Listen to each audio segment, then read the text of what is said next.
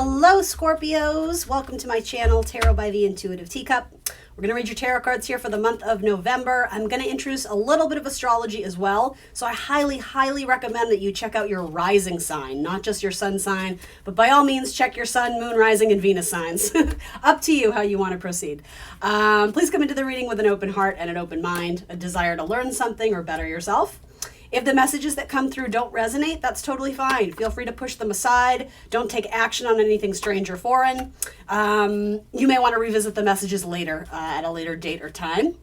Do remember you are accountable and responsible for all your own actions and decisions. This is, of course, optional advice, guidance, and energy check-in. Ooh, damn, Scorpio, you got some good cards here. I'm digging it. That being said, let's set the intention to get you some clear, helpful, insightful messages for the month of November. Let's do it. Okay.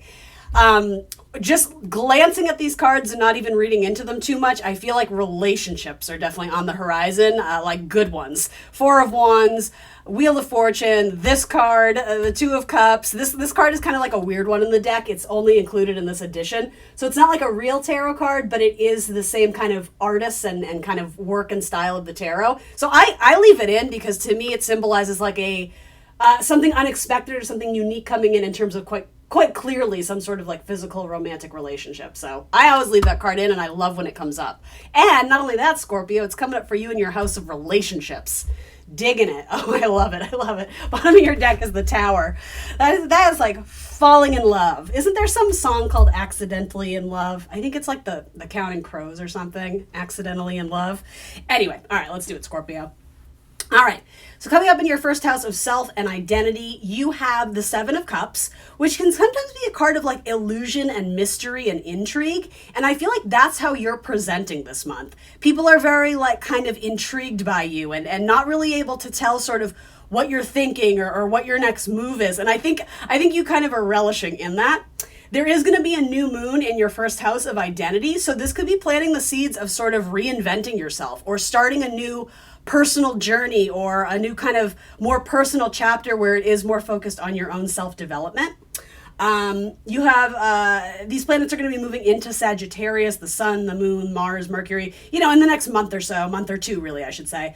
So when we get into Sagittarius season, which is, let's see, like November 22nd-ish, give or take, there's going to be a lot more energy with Mars, focused on your finances and your ability to make money, and possibly to receive or give gifts, remains to be seen. I don't know if that message is as true or not. But I do like Mars moving through. It's like you feel motivated, inspired, and energized to go out and like get that money, honey. You know that song, She Works Hard for the Money, So You Better Treat Her Right? That's I'm getting all these musical references for you, Scorp, but that feels very apt, especially with the Page of Cups. You may get a little bit more money this month. You may get a small raise or a small bonus, or maybe you sell one of your crafts on Etsy, or you sell that old piece of, treadmill equipment bike that you don't need and, you get an extra, $300 or whatever it is, right? There's, with Page of Cups, there's ability for money to trickle in a little bit, right? But hey, I mean, any money that's new and coming in is good money, right? So there's no judgment there.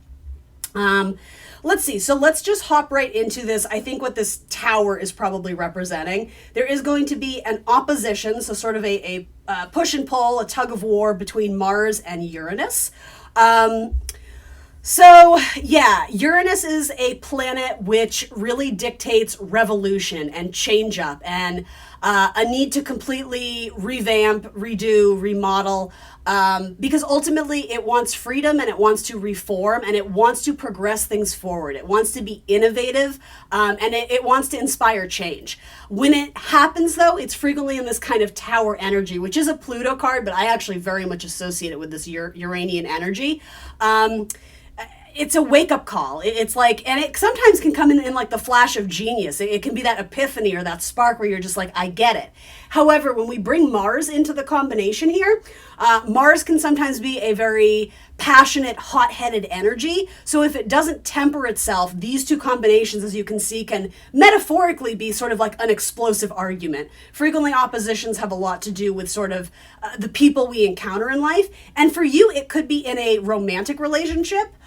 It could be a disagreement if you are in some sort of partnership. But here's the thing. Your cards surrounding partnership right now seem so strong to me that this and I mean this wholly, if this does come through as a provocation or argument or disagreement, maybe some tempers flare, ultimately, I think you both get to have your grievances heard, and it may not seem like the most productive exchange. However, it's going to feel like you were able to unload a lot of things that you were holding on to that you really truly did need to express to your partner.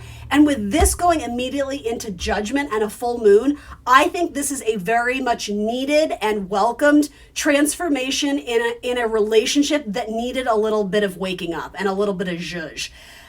This kind of romantic card to judgment, to Wheel of Fortune, to Four of Wands, and not only that, Three of Wands to Two of Cups. This metaphorically feels like a renewal of vows, but this absolute commitment to make necessary changes in order to get this relationship to grow and thrive, and almost like to breathe new life into it. If it's gotten sort of old or ho-hum, or you're past the honeymoon stage, I'm going to be honest, for 99% of you, I don't think this is a breakup.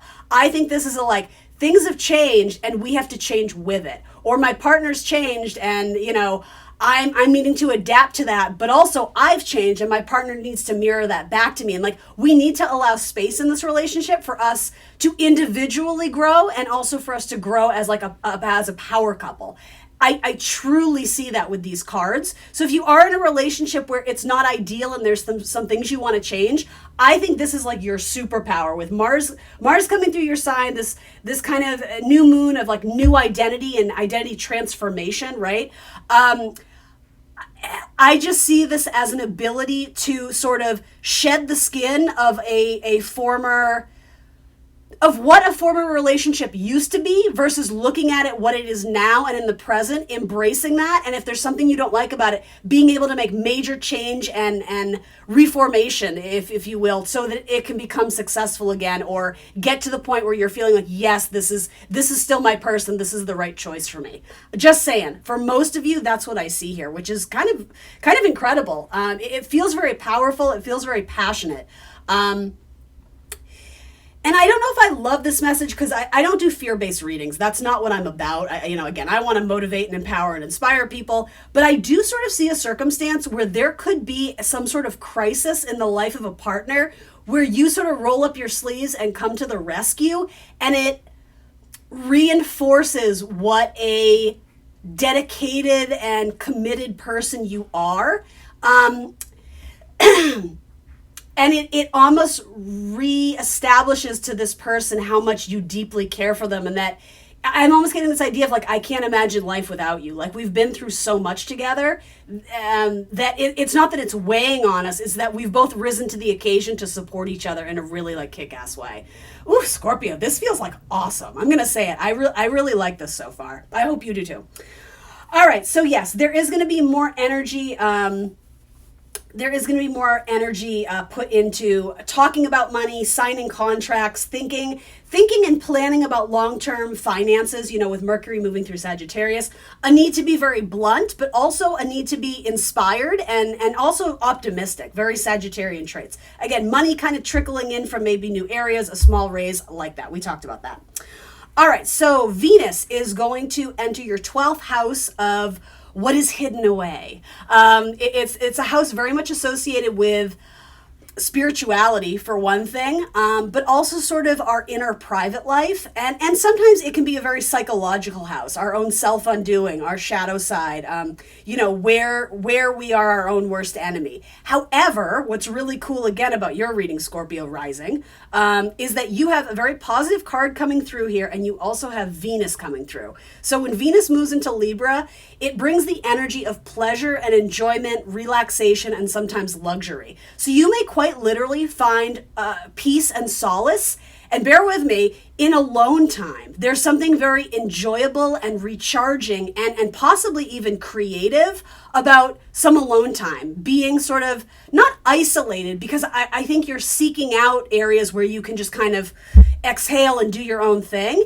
And through that, I'm going to say,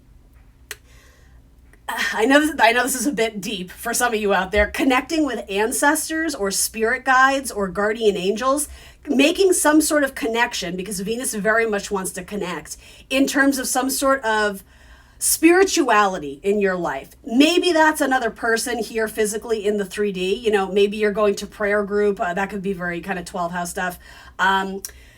This is a very bizarre message, but you could even meet someone in the hospital, and I don't even know if you're there for yourself or visiting somebody. And it doesn't have to be romantic, but someone, a key figure with Two of Cups.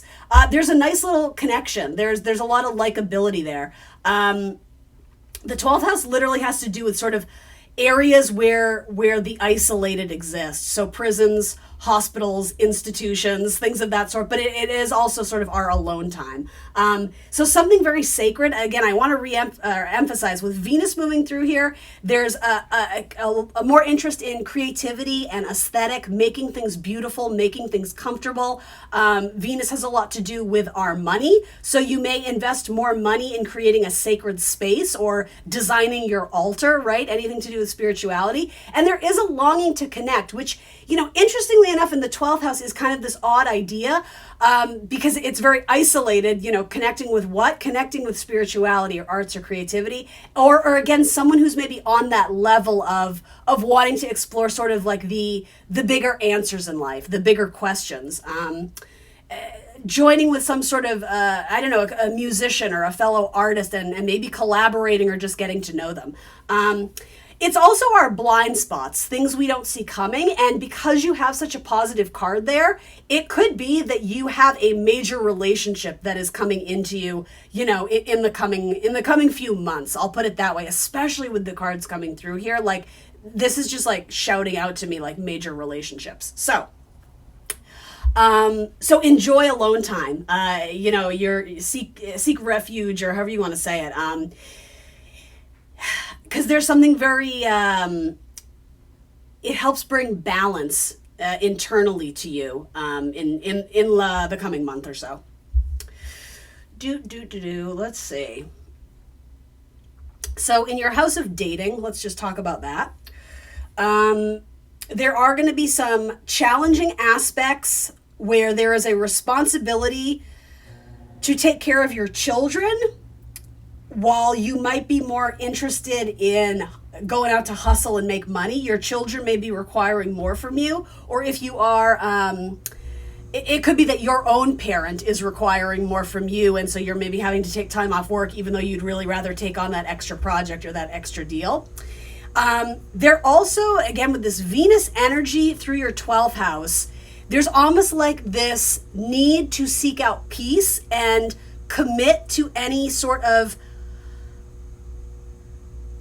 hobby, or this is your house of like play, your house of fun, creativity, you know, things that kind of make you feel alive and things you do simply for pleasure. As weird as the message this is with Saturn here, you have an absolute responsibility to take care of yourself and to essentially feed the things that bring you joy. Because if you're giving out all your energy to other people and you have nothing left for you, Saturn here says you're doing it wrong. So it is going to force you to maybe change your schedule around to make time to play baseball with the boys, or, you know, join knitting club, or, you know, whatever it is. And so especially with the Two of Wands here, there is this, how do I do both? It's like, in this situation, I'm getting the idea that ultimately Saturn's going to win this battle. You are going to have to spend time with your children, or, you know, it's not going to be a punishment. It's not going to be a prison sentence doing those fun things. But Saturn is saying, you know, you committed to this team. You committed to this group of people. You can, you know, whatever, this dance class, singing club, whatever it is. So as much as you may want to do something possibly involving like education and courses that are ultimately going to help make money or whatever, that may be put on the back burner because you have commitments here. Commit to fun. You know, that's like the best thing you're being told to commit to, right? Saturn can be kind of this like, energy, but ultimately towards the end of its transition, you're going to be stronger and more skilled in this area. And to me, that says that my Scorpios are going to be better at sort of releasing this control of scheduling and deadlines and this and that, and being better at time management in terms of making time for what's important in life. I actually really, really like that message. Interestingly enough, it does seem very connected to what we said about sort of your sacred space and your sacred time. That should be precious, and it clearly will be enjoyable, so make more time for it. I hope that makes sense. Let's see. Some of you may have a speech or a presentation at work, or some sort of like marketing campaign or demonstration that you're ultimately having to push back, or you're not able to follow through with it because of some other commitment that you made. Again, in this area, possibly with children or your own inner child. You do with that what you will. So yeah, just forewarning you, Saturn is going to challenge you on who you're spending your time with and what you're spending your time on. That being said, there's a lot of potential for, again, gaining ground in terms of money and contracts and plans, and also really reassessing and fine-tuning, what do I like, what do I value, and how do I incorporate more of that in my life. That's going to be a major theme. So let's see. There's also going to be a nice little trine to Venus and Pluto. So some sort of, again, as we were saying, transformational relationship. It's also playing into this card with your Queen of Cups. So it doesn't have to be a water sign, but, typically I associate with, Scorpio, Cancer, Pisces.